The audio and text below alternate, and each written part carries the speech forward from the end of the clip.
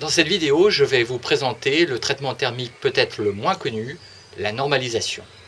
La normalisation est destinée à affiner le grain de l'acier, c'est-à-dire affiner sa structure pour obtenir un acier de qualité optimale.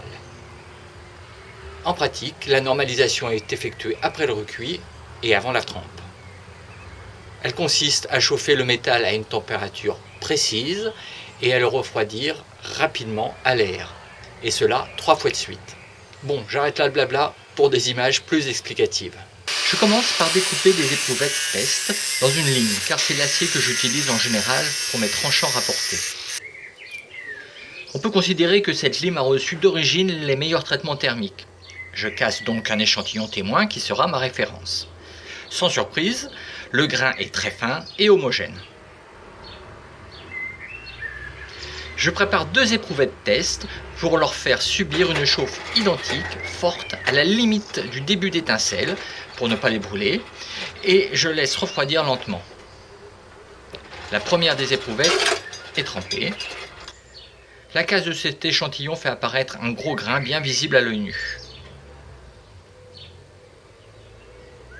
Je commence la normalisation de l'autre éprouvette, qui avait également été chauffée à la limite des étincelles.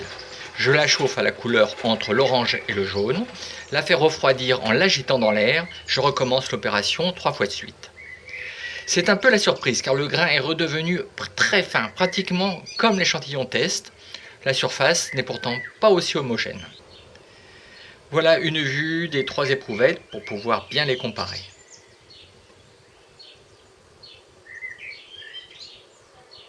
Après les tests, passons à la théorie avec quelques graphiques. Ce graphique montre que la température de normalisation dépend de la teneur en carbone. Une lime contient environ 1,3% de carbone, ce qui nécessite une température de normalisation assez élevée, autour de 930 degrés.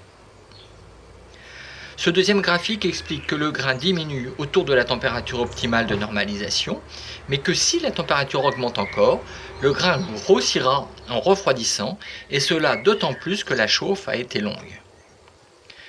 Ce dernier graphique explique que la température de normalisation peut être un peu inférieure à chaque cycle et qu'il n'est pas nécessaire d'attendre un refroidissement complet entre chaque cycle.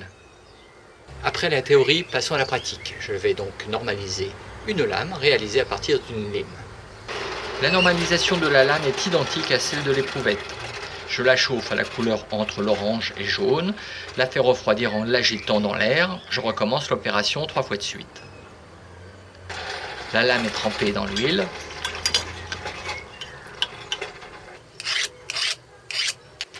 Et je la casse pour voir le résultat. C'est plutôt pas mal, le grain est très fin et homogène.